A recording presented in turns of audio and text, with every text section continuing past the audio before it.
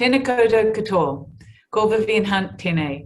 No mai, haere mai, ki te Awatearoa Food Safety Science and Research Centre. Kia koutou katoa. My name is Vivian Hunt, and on behalf of the New Zealand Food Safety Science and Research Centre, I'd like to welcome you all here today to our Spotlight on Food Safety Science seminar. And today I'm delighted to welcome Dr. Malik Hassan, who's a Food Safety Officer in the Food Safety Unit at the Victoria Department of Health in Australia. So as probably some of you know, Melbourne is currently in lockdown. Dr. Hassan is presenting to us at 8 a.m. in the morning, and he's probably got a busy day ahead of him. Dr. Hassan earned his PhD from the University of Melbourne in Food Microbiology and Biotechnology in 2007. And over the last 20 years, he's worked at a number of universities and research institutes in Australia, Canada, New Zealand, and in Pakistan. In New Zealand, he was at the Lincoln University for a while. And then he transitioned to scientific and technical roles in the food regulatory system around 5 years ago.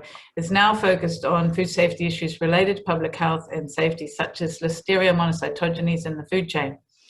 Malik has been involved in national food standards and policy development projects in a range of areas, which includes novel foods, fresh produce safety, and synthetic foods.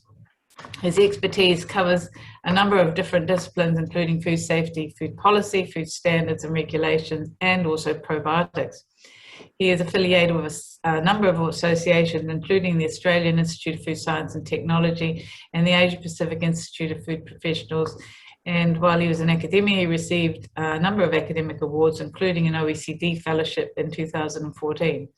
So I'll hand over now to Malik, who's going to be talking to us about the economic implications of food safety incidents. And really appreciate you speaking to us today, Malik. Thank you, Vivian. Good morning to everyone in New Zealand and Australia, and good afternoon or good evening wherever you are in the world. First of all, I would like to extend my thanks to New Zealand Food Safety Science Research Centre for an invitation to share my thoughts on economic implications of food safety incidents. I feel honored to have this excellent opportunity to speak to you on NCFSSRC platform. It's always pleasing to connect to food professionals in New Zealand, where I spent 5 years of my professional life at Lincoln University, and I enjoyed my time very well in New Zealand. I will say one of the best part of my professional life. And in my today's talk, I will look at economic impacts of food safety incidents on food businesses, economy, and international trade by covering an overview of food safety incidents, evolution of food systems, understanding their economic impact through selected case studies. I must acknowledge this is a quite broad and growing area within food safety management and regulatory system. I will try to cover the key aspects of it. Well, I included these slides just to highlight the fact there are several examples of food safety incident, and this one is more relevant to New Zealand. And these food safety incidents had a huge impact on national economy, food safety systems of the country or region involved. For example, this botulinum scare, though it was a false alarm in New Zealand, is one of them, and that has changed how we used to manage and think about food safety. I believe New Zealand Food Safety Science and Research Centre is also a food safety management response to this 2013 incidents at a national level. I congratulate New Zealand Food Safety Science Research Centre management for playing a leading and innovative role to strengthen food safety science research and developing targeted programs for food safety education and communication. This series of food safety webinars is an excellent example of such activities, and it's creating a broader awareness not only in New Zealand, I think across the global food safety professionals. Now, let's talk about some basics of my topic. What is food safety incident? A food safety incident is a situation within the food supply where there's a risk or a potential risk or a perceived risk of illness or confirmed illness associated with the consumption of food or foods. So you heard a food contamination issue, a recall is going on, food outbreak. These are the example of some of these incidents, and more recently we have some other food scare, food defense issues. Those can be considered as food safety incidents. Regardless of a food safety incident type we are dealing with, these incidents share some common features. Namely, they can occur at any stage of the food supply chain. They pose a risk to human health, a potential or actual risk, and generally a hazard is involved. A hazard can be a biological, physical, or chemical, or allergen in its nature. The most importantly, our response is required to manage a food safety incident to avoid harm to the public health and economic loss. So these food safety incidents are becoming very important and need to be managed in a proactive manner to avoid harm to the public health and economic loss. There are several reasons. First, some of them includes like globally, the food safety incidents are getting more frequent and they are on the rise. On the right hand side, we have a graph published by the CDC on the multiple foodborne outbreaks from 1998 to 2015, and it clearly shows increasing trend in a number of foodborne outbreaks. And more importantly, now in a recent year, we have seen that single food safety incident can rapidly become an international issue due to its interconnected, globalized, complex and long food supply chains.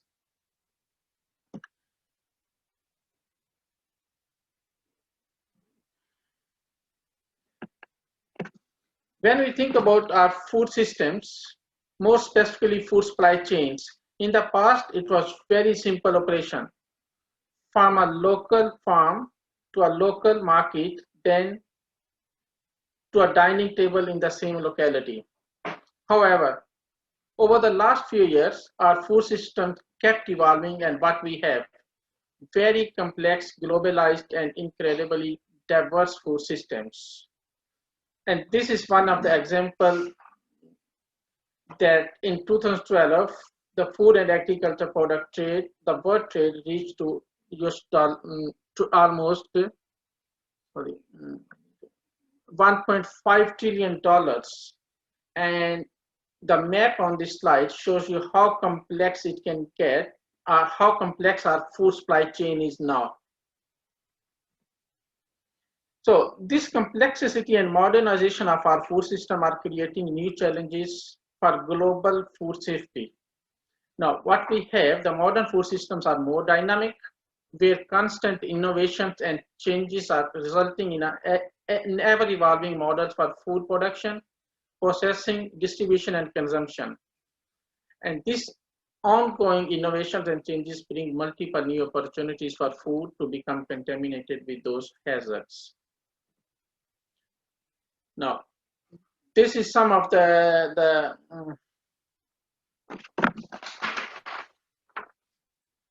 this slide shows some information from CDC.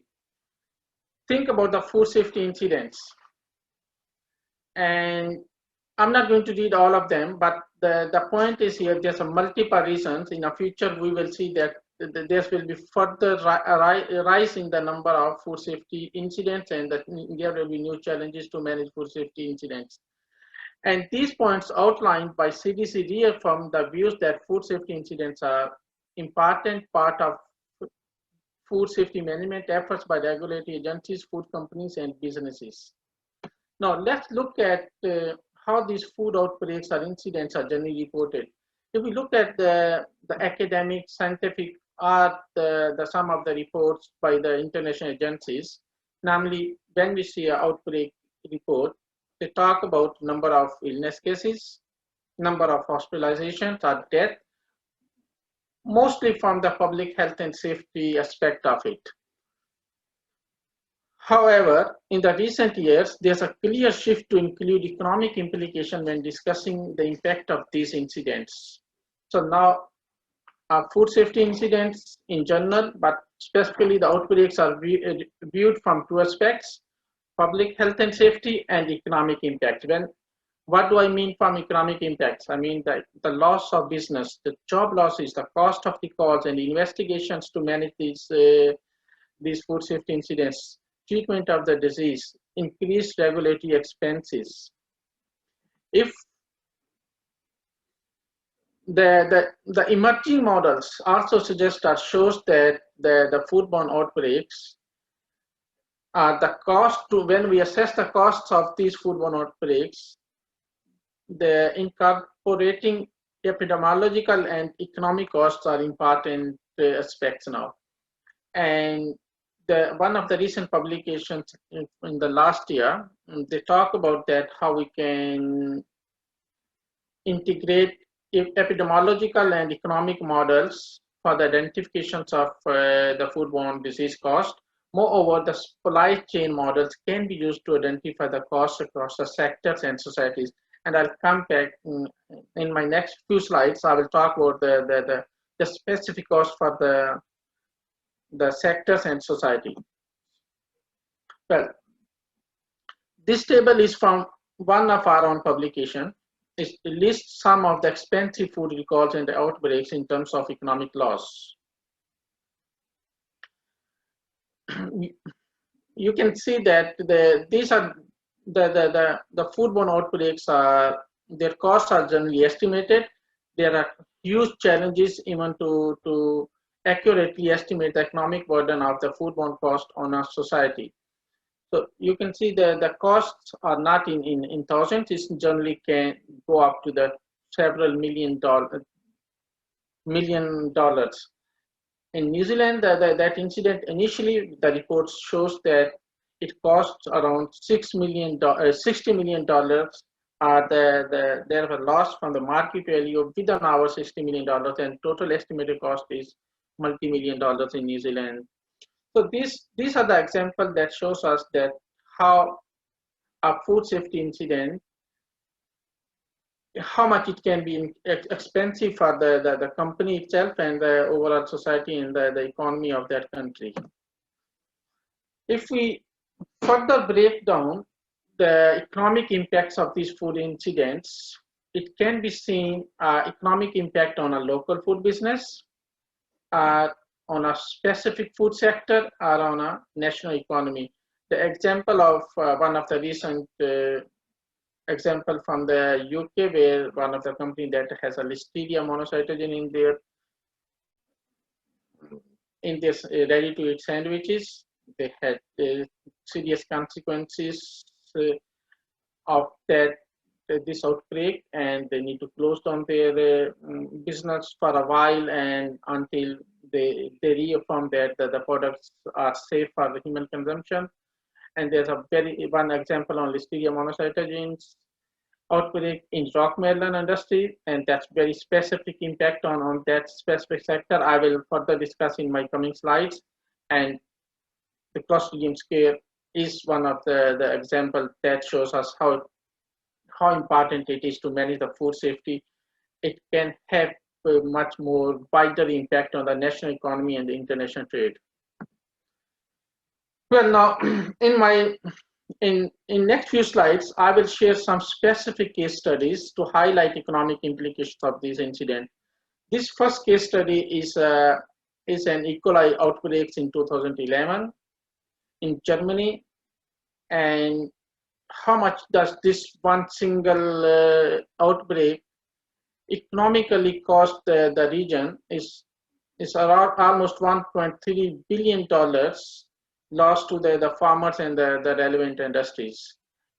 In addition to around 236 million paid in emergency aid payments to 22 EU member states. And those economic cost does not include the cost for the medical expenses and to manage the public health. Now, this Sankit case study is an example of how a food safety incident can be. It's very expensive. The food contamination incidents are expensive for a national economy. USDA assessed the cost of their food contamination cases in 2013. And the total cost of just for the payouts is almost $15.6 billion. And that's in addition to the cost for the Medicare, lost wages, plus public health and safety implications due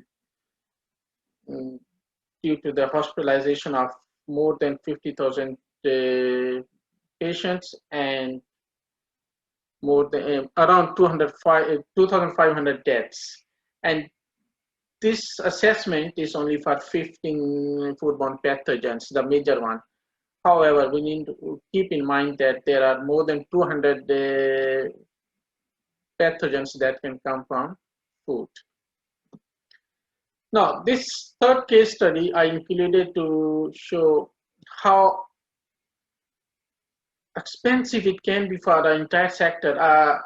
An outbreak from one company could impact the entire sector. So this Listeria monocytogenes outbreak associated with the rock melon in Australia in 2012.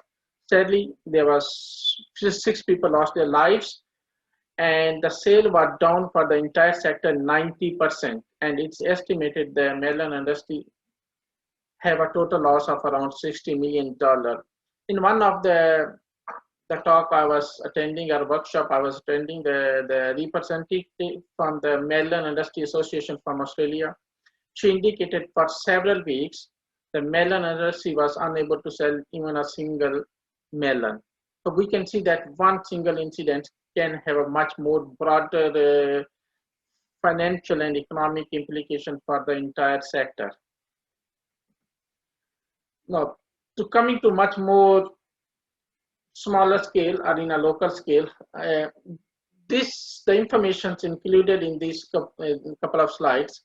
It comes from the study done by the Johns Hopkins Bloomberg School of Health.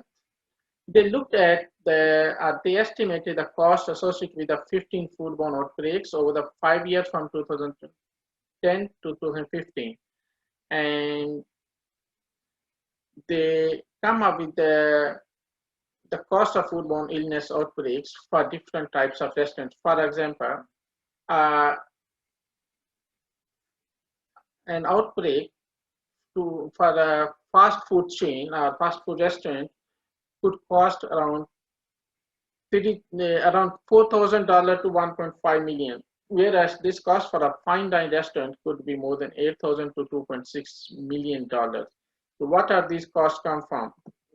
So these losses costs are associated or traced to business loss due to the closing of the restaurants for cleaning and sanitizing purpose, as well as waiting for the approval to reopen the business again.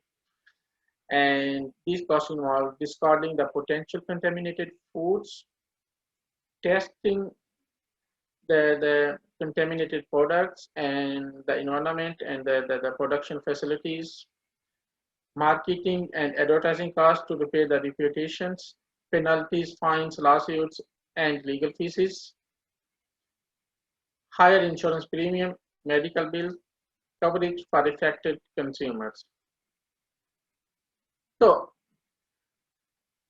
regardless of the type of incident or how big or small it is, it has economic implications either for a local business or for a company or for an entire sector, like a melon industry in Australia, for a much more broader, a wider contamination issues where the national economy or the international trade is being affected. So that reminds us that there are many reasons for the food businesses and companies to improve their food safety products, the safety of their products, in order to not go into any unpleasant situation where they need to suffer economic losses and manage their businesses. So it's important to manage food safety for the benefit of business, to avoid any financial loss due to the loss of business or closing of the business, to manage food safety or food contamination incident, and to avoid unexpected expenses on recall, disposal, and penalties, to avoid legal costs due to foodborne outbreaks, to maintain the reputation of the company, to maintain consumer confidence and loyalty, to meet government regulations and standards, to ensure supply of foods, safe food products, and to increase the sale and exports. So that's bring me to conclude my talk. Now, looking at all the information I included in my talk, we do understand that the food incidents can be quite diverse, and the modernization or the more complicated globalized food systems are actually bringing new food safety challenges for us. And now what we have is a food incident, or food safety incident can impact a local business or for one entire sector, or it can go up to the national level and by impacting the international trade and the business and the repute of that country as well. So what I'll say, there's two major implications of outbreak that could be considered very serious. It may lead to the permanent or temporary closing of an individual company or a business, and it may have much more long-lasting damage or financial implication to a particular sector of the food industry. You can see in 2017 there was outbreak associated with the romaine lettuce. The following year, the romaine lettuce retail sale was down almost 44.5%, and all other sectors also have loss in their retail sales. So therefore, we do understand the implication, the financial implications of these food safety incidents on food businesses and companies. So what I will suggest that the food businesses and companies should be much more aware of what's going on globally in terms of the food safety issues, and they need to monitor changing conditions in their business. And it's also important to ensure the food safety when transporting the food, specifically the temperature control and protecting the cross contaminations are some of the major challenges. And promoting food safety by working with the government agencies and professional associations. And lastly, but the most important one, developing a much more wider food safety awareness and culture within their own business will help to minimize these unpleasant incidents in their business. Well, with this one, I would like to thank New Zealand Food Safety Science and Research Center for providing me this excellent opportunity this morning to talk to you and share some of my understandings. And I would also like to thank my team in the food safety unit and the Victorian Department of Health for their support and encourage for me to come and present at this forum. Finally, this is our publication that this talk is based on, and this extended version of the information is available in this paper. And this is one of the widely read and cited papers. Thank you very much, and I would like to thank Vivian and the director of the center as well. Thank you very much, Malik. That's fantastic.